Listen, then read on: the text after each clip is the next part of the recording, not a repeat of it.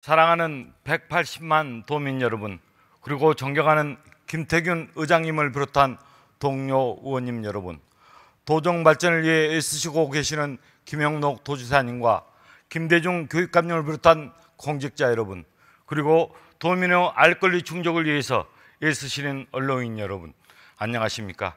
친환경 농업 메카 농어촌 수도 해남 출신 김성일 의원입니다.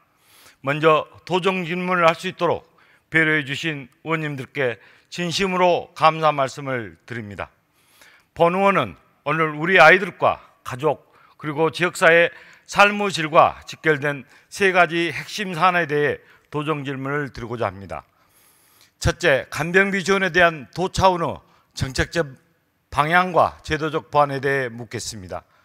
둘째, 학업 중단 2기 학생의 현황과 지원 실태를 점검하고, 셋째, 취약 의무 대상 아동 관리 체계 개선 필요성을 강력히 제기하고자 합니다. 이 모든 사항은 전라남도와 교육청의 막중한 과제이며 보다 실효성 있는 제도적 뒷받침이 절실한 상황입니다. 이에 앞으로 나아갈 방향에 대해 함께 깊이 논의하는 시간이 되기를 기대하며 지금부터 본 의원의 도정 질문을 시작하겠습니다. 시간 관계상 답변은 간략하게 부탁드리겠습니다. 고령화로 이제 우리 사회가 애면할 수 없는 중대한 복지 현안이며, 특히 돌봄 문제는 더 이상 가족만의 책임으로 전가할 수 없는 사회적 과제가 되었습니다. 그러나 공공책임에 기반한 간병 지원 체계 구축은 여전히 더딘 상황입니다. 역대 정부 모두 간병비 급여화를 공약했지만 현실은 여전히 환자와 가족에게 막대한 부담을 지우고 있습니다. 특히 전남은 17개 광역지자체 중 초고령화 사회에 가장 먼저 진입했음에도 간병 지원 정책이 전무한 상황입니다. 이는 매우 시급히 개선되어야 할 문제입니다. 이에 본 의원은 전라남도가 초고령화 시대에 대응해 간병비 지원 정책 마련에 대한 또 전라남도의 정책 의지와 구체적인 계획을 묻고자 합니다.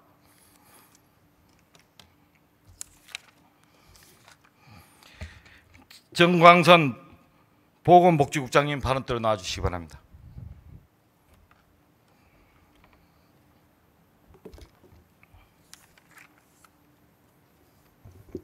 네, 보건복지국장 정광선입니다. 국장님 반갑습니다. 네. 전남은 최고 수준의 고령화로 인해 다른 어떤 지역보다도 먼저 고령화와 직격탄을 맞았습니다. 정작 정책 대응은 더디기만 합니다. 그래서 국장님, 현재 전남도는 초고령화 사회에 걸맞는 정책적 대응이 제대로 이루어지고 있다고 보십니까? 네, 우선 간병비 지원 정책에 관심을 가져주신 존경하는 김성은 의원님께 감사하다는 말씀 드립니다. 우리 전라남도는 어르신을 위한 다양한 돌봄 정책을 시행하고 있습니다. 노인 돌봄 맞춤 서비스를 통해 65세 이상 저소득 어르신 대상으로 생활지원서 안부 확인, 일상생활을 지원하고 있으며, 마을 이장, 부녀의 대학생을 구성된 2,500여 명의 어르신 지킴이단이 홀로 사는 어르신을 살피고, 또한 반려 로봇, AI 기술을 활용한 건강관리 기기 등을 보급해서 어르신들의 고독감을 해소하고 있습니다. 네. 예, 국장님 다음 한번 같이 보시겠습니다. 2019년에 3.1%였던 것이 2022년에는 9.2%까지 간병비가 이렇게 상승했습니다. 네.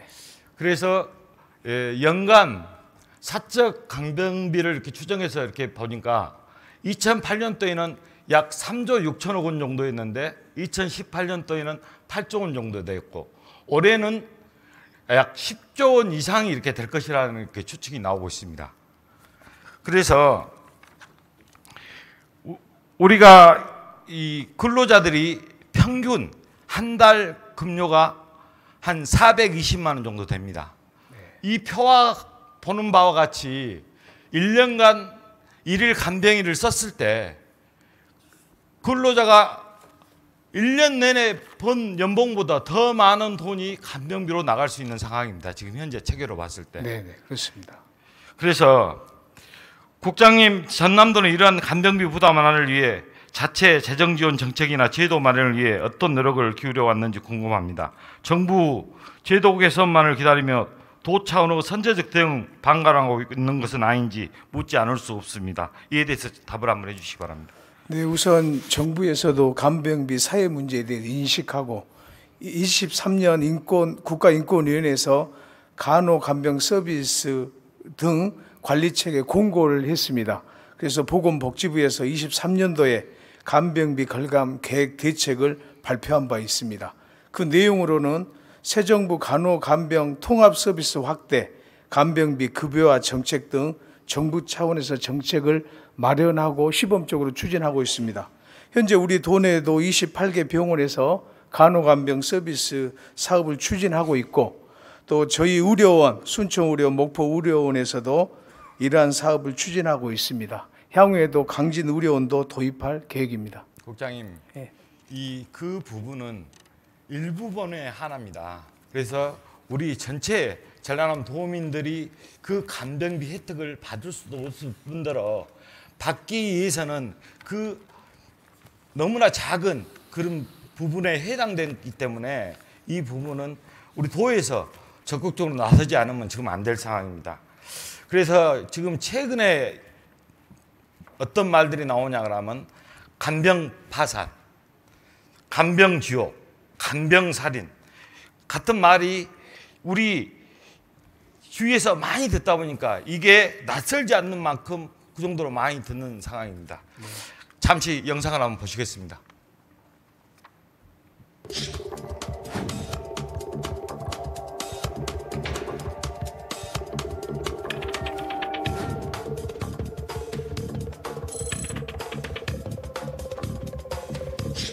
간병하던 아내이자 어머니를 살해하고 한강에 뛰어들었던 아버지와 아들이 경찰에 체포됐습니다. 숨진 여성은 10년 동안 지병을 앓았던 것으로 파악됐는데 돌봄 공백에서 벌어진 간병살인이 아니냐는 시각도 있습니다. 간병에 지친 가족이 돌보던 환자를 숨지게 하는 간병살인 실태 연속 보도해드리고 있습니다.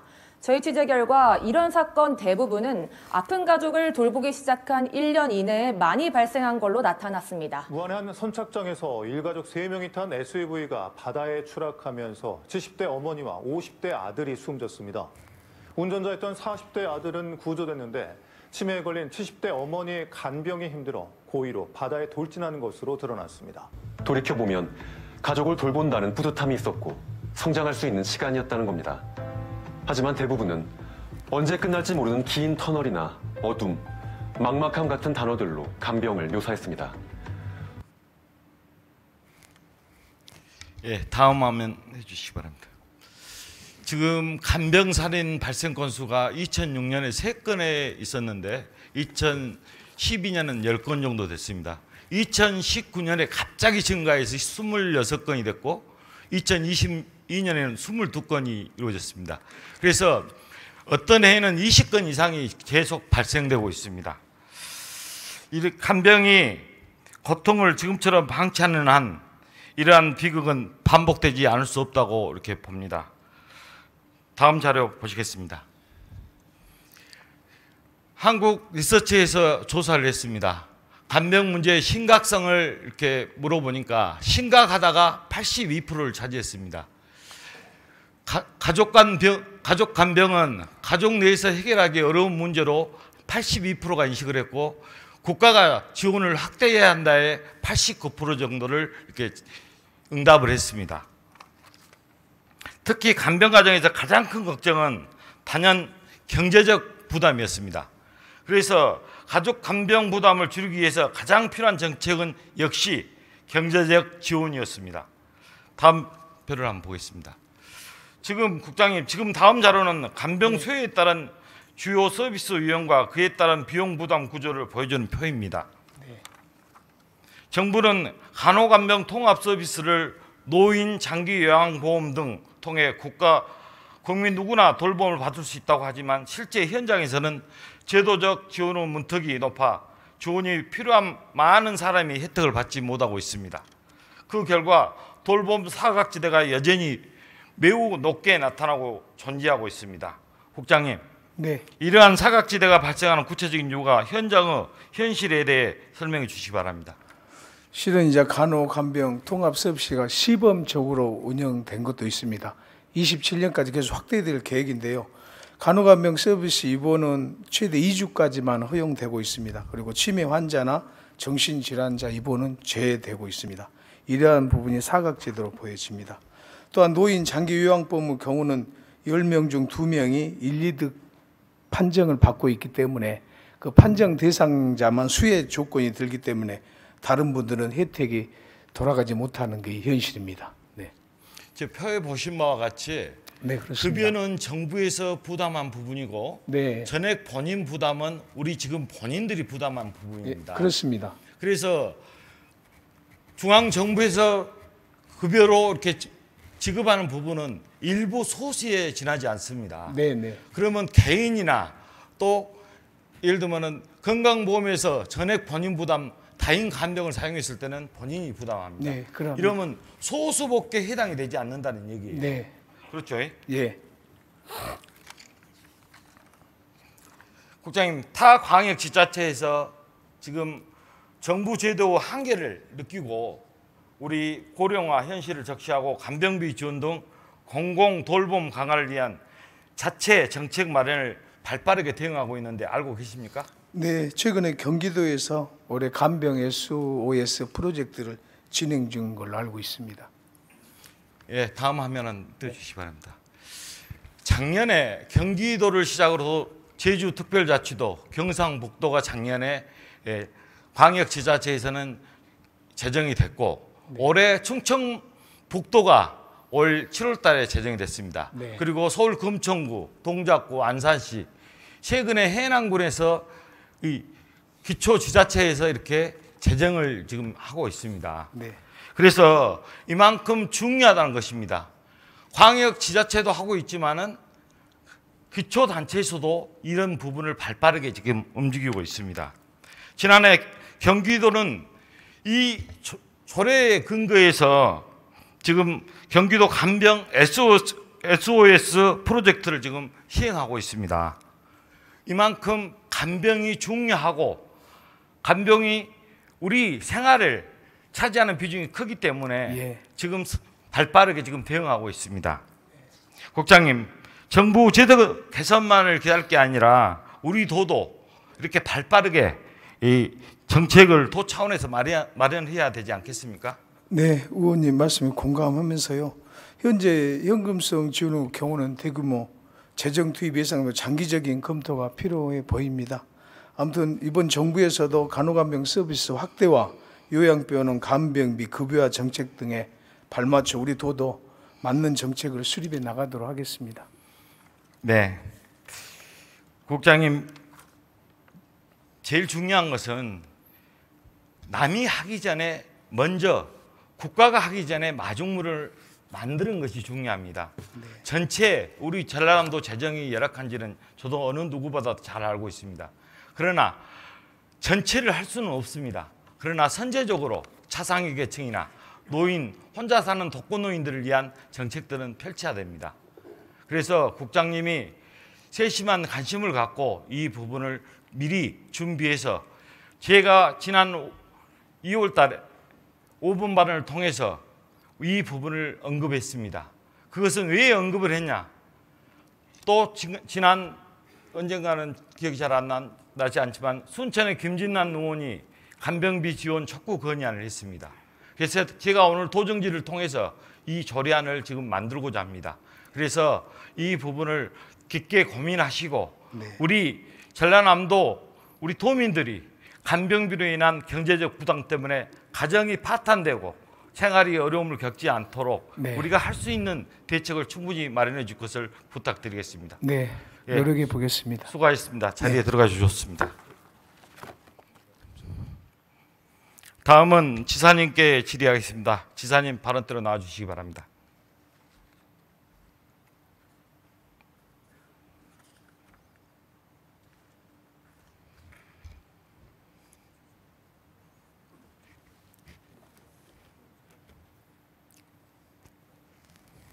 지사님, 우리나라 고령화 속도는 전 세계가 주목할 정도로 가파르게 이렇게 진행되고 있습니다. 전남은 전국에서 가장 먼저 고령화 위기에 직면했지만 정작 대응 속도는 이를 따라가지 못하고 있습니다. 이 심각한 현실에 대해 지사님은 어떻게 인식하고 계십니까? 예, 존경하는 김성일 의원님께서 간병비 지원에 대해서 특별한 관심을 갖고 말씀해 주셨는데요. 저도 의원님의 그 말씀에 대해서 100% 정말 동감합니다. 특히 어려운 취약계층은 간병비 마련할 길도 없고, 그래서 아까 영상에서 보시는 것처럼 비극적인 일이 사실 현실에서 일어나고 있는데요. 이 간병비 마련 제도, 이 부분은 지금 이재명 대통령 정부에서 이 간병비 부담은 개인이 아닌 사회가 나눠야 한다, 이렇게 말씀을 하신 바가 있기 때문에 어떤 형태든지 저는 이 부분에 국가적 제도가 마련이 돼야 된다 생각을 합니다. 그런 가운데 만약 국가적 제도가 마련이 안 된다 하면은 전라남도도 아까 의원님 말씀하신 취지에서 먼저 좀 나설 수 있도록 노력을 하겠습니다. 지사님, 간병비 도민 개개인이 감당하기는 너무나도 버거운 짐이 이렇게 되어가고 있는 실정입니다. 초고령화 시대에 최전선에서 간병비 부담을 줄이고 늘어나는 의료, 돌봄, 수요에 선제적으로 대비할 정책이 더 이상 미뤄져서는 안 되겠죠.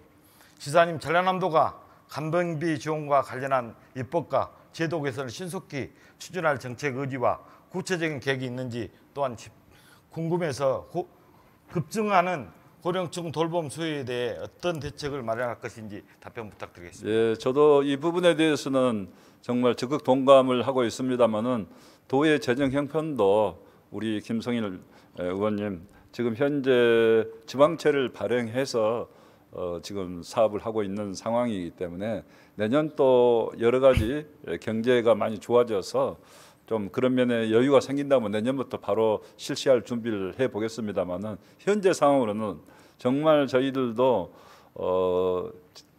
재난의 재해에 지금 예비비가 부족한 상황입니다. 그래서 그런 면을 좀 이해를 해주시고, 그렇지만은 적극적인 의지를 갖고 이 부분은 앞으로 시기적인 문제지만은 가능한 빠른 시간 내에 시기적으로 추진하겠다 하는 말씀을 드립니다. 지사님이 늘 말씀하신 전라남도가 움직이면 희망이 시작됩니다 라는 약속처럼 비록 대응이 늦었더라도 지금이라도 지속적으로 나서주기를 바라면서 복지는 단순한 비용이 아니라 도민의 삶을 지키고 전남의 미래를 준비하는 중요한 투자입니다. 지사님 답변 감사합니다. 자리로 들어가 주셔서 좋습니다. 그래서 의원님께서 조례 말씀하셨는데요. 조례를 제정하는 것 자체는 저희도 찬성합니다. 그렇지만 시행 시기를 좀 여유 있게 해주시면은 저희들이 형편봐서 적절하게 추진하도록 하겠습니다. 네, 감사합니다. 자리에 들어가 주셨습니다.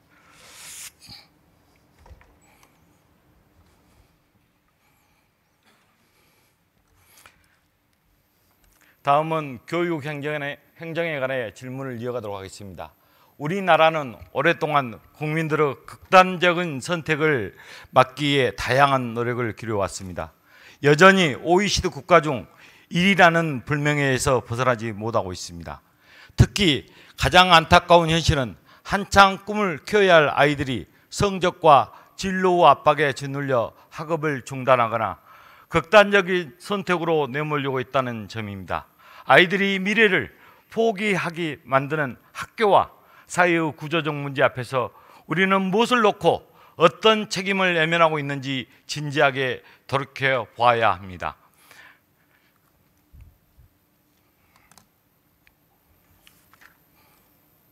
김영신 교육국장님 발언대로 나와주시기 바랍니다.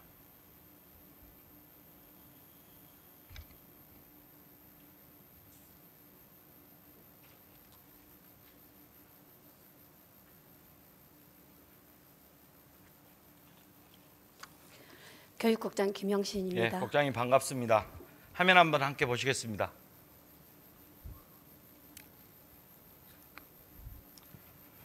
초중고등학생 극단적 선택률이 표에 나오죠. 네. 예. 학생 10만 명당 2015년에는 1.53명이었습니다. 2023년에는 4.11명입니다. 우리 전라남도가 아닌 전국적으로 매년 작년 2023년 214명이라는 학생이 극단적인 선택을 했습니다. 그 학생 수 중에서는 고등학생이 106명 정도 가장 많은 비중을 차지하고 있습니다.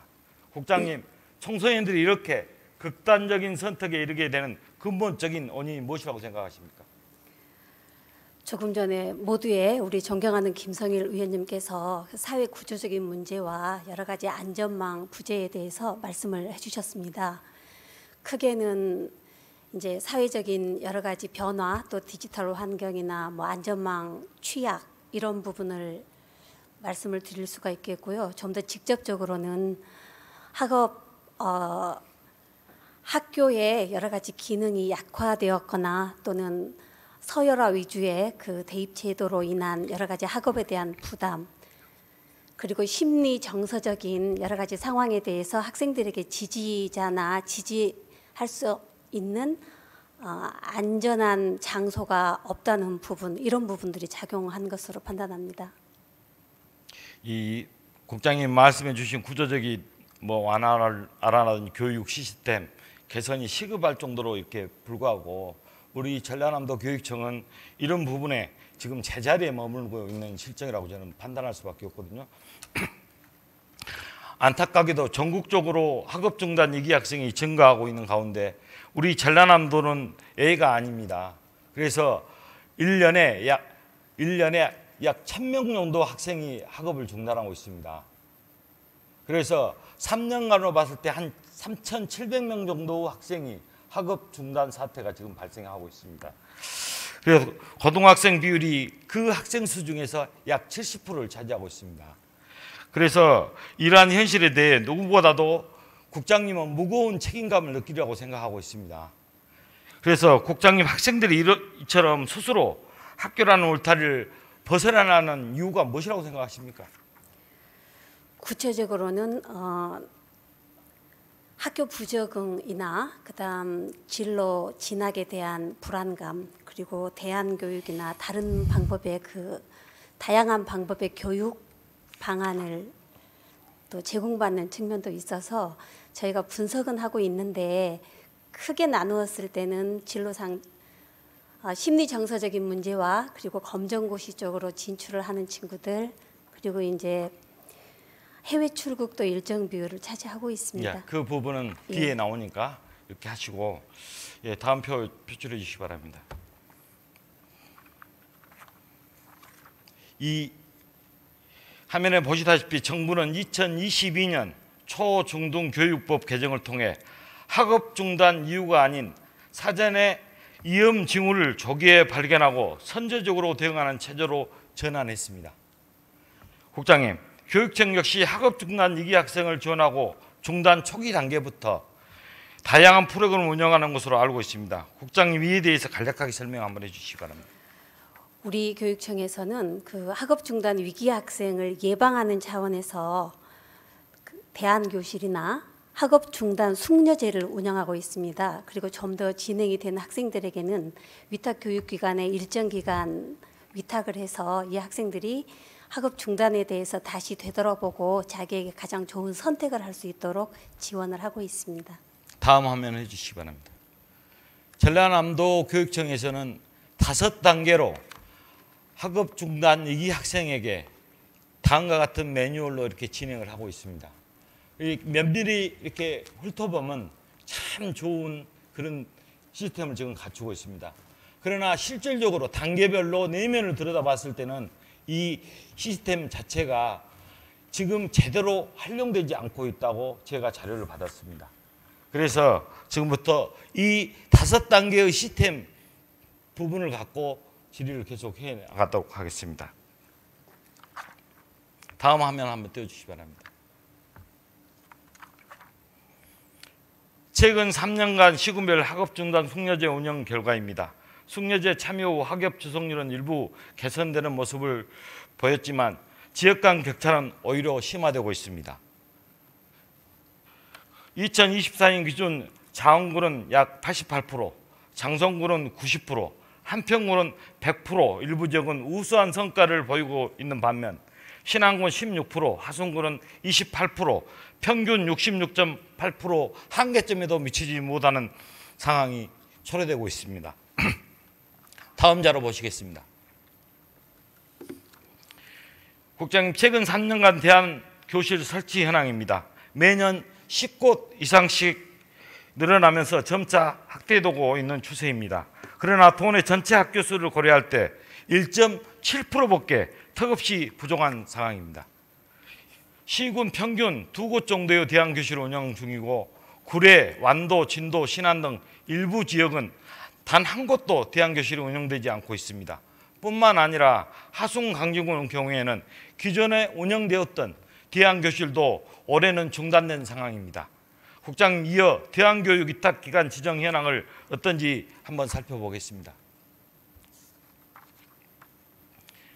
최근 3년간 대안교육 위탁 지정 현황 역시 심각한 지역 간 불균형이 확인되고 있습니다. 2023년 담양군, 해남군, 영광군, 안도군, 신안군은 지정된 위탁기관이 없는 상황입니다. 특히 구례군, 고흥군, 영암군, 무안군 등은 4개의 지역은 대안교육 위탁기관이 아예 없습니다. 이는 해당 지역 학업중단 2기 학생들에게 대안교육의 선택지조차 주어지지 않는 것으로 교육 접근권의 심각한 불평등을 초래하고 있습니다. 도농 간 격차, 지역 인프라 한계 등 현실적인 어려움이 있다는 점은 저도 어느 누구보다 잘 알고 있습니다. 그러나 교육 기회마저 지역에 따라 제한되는 상황은 반드시 개선되어야 합니다.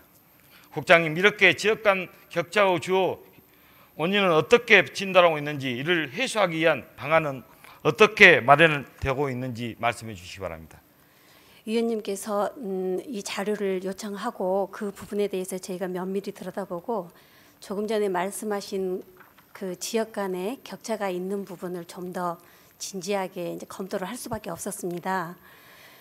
기본적으로 학업 중단 위기 학생을 지원하는 프로그램은 기본적으로 공모제로 진행이 되거나 그렇지 않으면 그 발견이 되었을 때 그 해당 학교나 학생에 대해서 목적적으로 지원하는 경우가 많았기 때문에 대안교실이나 위탁교육기관이 지역의 그 형평성 측면에서 봤을 때 불균형하게 지원되고 있는 것이 그런 것이 사실입니다.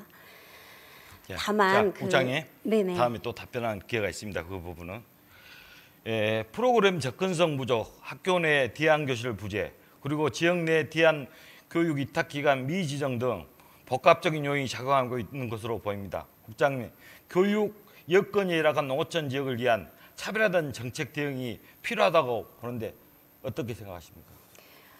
말씀에 적극 동의합니다. 그 지역별 형평성 균형을 살피고 그 필요하고 오히려 부족한 지역이라고 생각했을 때 더 적극적으로 지원하는 그 방안을 부분은 검토하겠습니다. 계획을 세우셔가지고 예. 저한테 자료를 제출해 주시기 바랍니다. 그렇게 하겠습니다. 특히 현재 대안교실은 학교 자발적 신청에 따라 운영되고 있습니다. 또 그러다 보니 학업 중단 2기 학생이 많더라도 학교가 이 대안교실을 신청하지 않으면 운영되지 않는 상황이고, 또 교원이나 공감 부족 등으로 인해 설치 자체가 불가능한 구조적인 한계도 있습니다. 그래서 국장님, 이제는 학교가 자율에만 맡길 것이 아니라 지역별 수요를 기반 교육청이 적극적으로 나서서 설치를 하거나 운영을 해야 합니다. 또 예산도 배정을 해야 되고요. 그래서 그렇게 할 의향은 계신지요? 수요에 의존하는 방식을 넘어서 필요까지도 적극 저희가 창출을 해서 결정하도록 하겠습니다.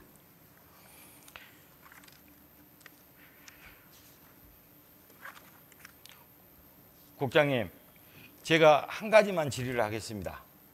최근 3년간 샘품 지원단을 운영 이렇게 했죠. 네. 성과가 어떻습니까? 샘품 운영단은 그 심리 정서적으로 지원이나 지지가 필요한 학생에게 선생님과 함께 1대1 또는 1대2로 멘토링하는 사업입니다. 작년 기준으로 봤을 때 473명의 학생들에게 347명의 선생님이 지도를 해서 이제 그 성과에 대해서는 예방 측면이기 때문에 학업 중단을 몇 % 막았느냐 그거로 연계되는 지표는 없습니다. 성과가 있었습니까? 없었습니까? 질적으로는 성과가 있었다고 생각하지만 또 의원님께서 말씀하신 취지대로 했을 때는 저희가 좀 더 적극적으로 추진해야 된다고 생각합니다. 표 2-7을 한번 띄워주시기 바랍니다. 봐보십시오. 최근 3년간 샘품 지원단 운영 성과입니다. 총 멘토 수는 473명이고 멘티 수는 473명, 멘토 수는 347명입니다. 매년 이렇게 증가해 가고 있습니다. 그러나 정작 보니까 예산이 50%가 삭감이 됐어요. 학생이 제일 접하기 쉬운 상대가 누구라고 생각하십니까? 국장님. 선생님이 가장 선생님이죠. 네 그렇습니다. 선생님과 1대1로 멘토로서 그 역할을 했을 때 가장 좋은 교육이고 가장 좋은 성과를 낼 수 있습니다. 예. 그런데 샘품 지원단에 예산이 50%가 삭감이 됐어요. 이렇게 삭감됨으로써 그 부분에 종사했던 선생님들이 사기도 저하되고 이것을 하려고 하겠습니까?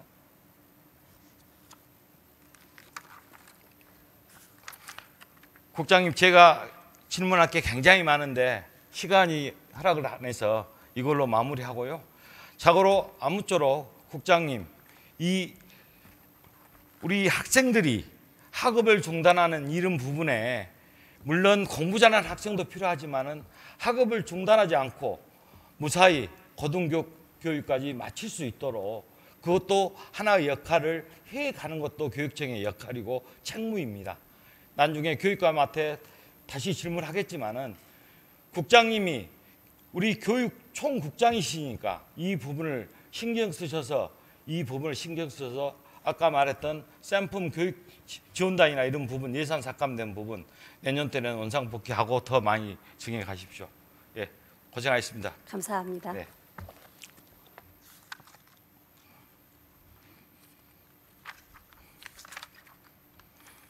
교육감님 발언 들어 나와주시기 바랍니다.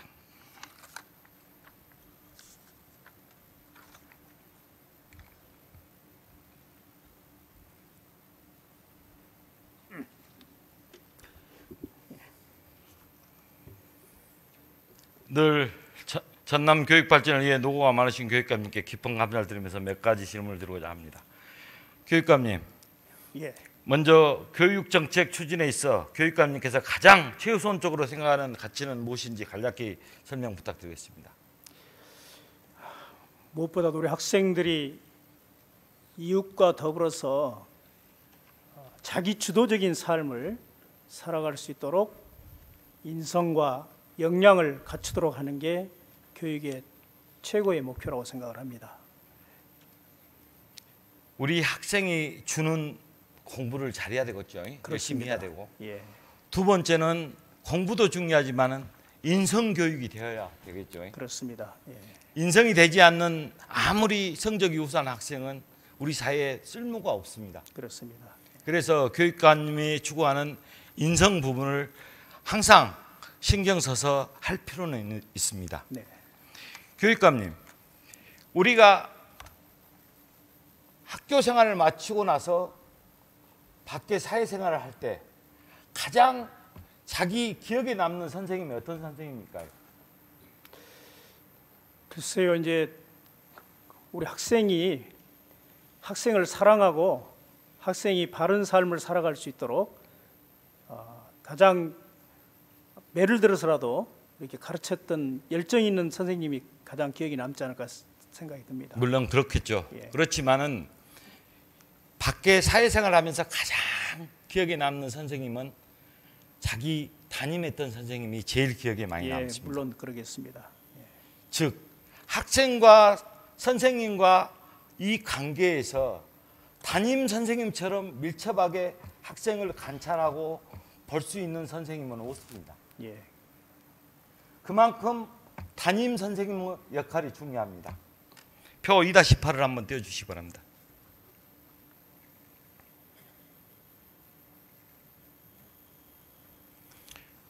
한번 보십시오. 교원은 대통령으로 정하는 바에 따라 학업의 어려움을 겪은 학생의 학습 능력 향상을 위한 관련 연수를 유수하여야 하고 교육감은 이를 지도, 감독, 지원하여야 한다 명시가 되어 있죠. 그렇습니다. 예. 교육감이 이렇게 하고 계십니까? 저희도 그런 일 추진하고 있습니다. 아직 안 하고 있죠. 모든 연수는 우리 학생들의 기본적인 교육을 근거로 하고 있습니다. 아니 물론 그것도 있지만은 네. 학업의 어려움을 겪는 학생의 이 부분에 교육은 지금 안 하고 계시잖아요. 그렇지 않습니다. 학업의 어려움을 겪고 있는 학생은 다양한 유형이 있습니다. 기초학력의 문제일 수도 있고 학교 생활의 부적응의 문제, 특히 학교폭력이라는 심리적인 문제, 그리고 그 아이의 진로의 문제, 이런 문제들을 어떻게든지 교육하기 위해서 또 많은 그 시기마다 또 필요한 정보와 또 그 여러 가지 이론들이 있습니다. 이런 것들을 받아들이기 위해서 끊임없이 연수를 하고 있습니다. 네, 예. 그렇게 하고 있다면 다행이고요. 네. 혹여 그 교육이 좀 부족하다면 앞으로 그런 교육을 좀 보다 우리 교사 선생님들에게 많이 좀 해서 학생들이 학교 밖으로 나가지 않도록 학교 안에서 같이 다른 학생과 공동으로 공부를 할 수 있도록 그런 매개체 역할을 좀 해주실 것 부탁드립니다. 더 강화하겠습니다. 예. 그리고 제가 교육감님한테 마지막으로 제안드리고 싶은 게 한 가지 있습니다. 지금 학교와 학생과 학부모 간에 서로 소통이 잘 안 되고 있습니다. 예. 특히 학생은 어려움을 겪고 있으면서도 불구하고 부모들한테 그 부분을 얘기를 못할 그런 상황도 있고 네. 안 하고 있습니다. 그렇습니다. 또 학교도 그것을 모르고 있고요. 예. 그래서 제가 제안드리고 싶은 것은 우리 지금 학생들이 모든 부분을 컴퓨터로만 하고 있습니다. 네. 즉 정작 글씨를 잘 쓰지 않습니다. 그래서 우리가 5월 8일이 어버이날입니다. 그래서 제가 제안드리고 싶은 것은 글씨도 좀 늘어가고 또 부모한테 자기의 고통 어려운 점 또 부모가 해줬으면 하는 그런 바람을 매달 한 번씩 편지 쓰기를 하면 어떨까 하는 생각을 가져봅니다. 그래서 그것을 부모가 학생의 어려운 점을 알고 학교와 같이 항상 소통하면서 이렇게 상담을 해서 어려운 학생들이 그런 부분을 헤쳐나갈 수 있게끔 하는 방법은 어떨까 하는 제안을 한번 드리고자 하는데 교육감 생각 어떻습니까? 아주 좋은 제안이고 저희들이 많이 부족하다고 생각합니다. 그걸 이제 그런 교육 과정 안에서 그 편지 쓰기를 하고 부모와 선생님하고 또 친구들하고 소통할 수 있도록 하는 여러 과정을 늘려가겠습니다만은 어쨌든 그 학교의 교육 과정을 책임지고 있는 교장 선생님이나 선생님들께 권장하도록 하겠습니다. 네, 고생하셨습니다. 자리에 들어가 주셔서 좋습니다.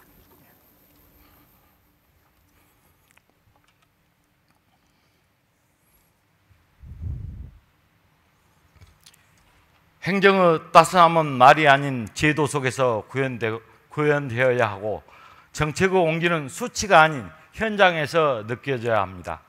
오늘 제가 말씀드린 문제들이 공허한 애침으로 끝나지 않도록 도정과 교육 행정에서 더 적극적이고 실질적인 대책을 반드시 마련해 주시기를 부탁드리면서 저 또한 도민의 눈과 귀가 되어 전남의 더 나은 내일을 위해 끝까지 최선을 다하겠습니다.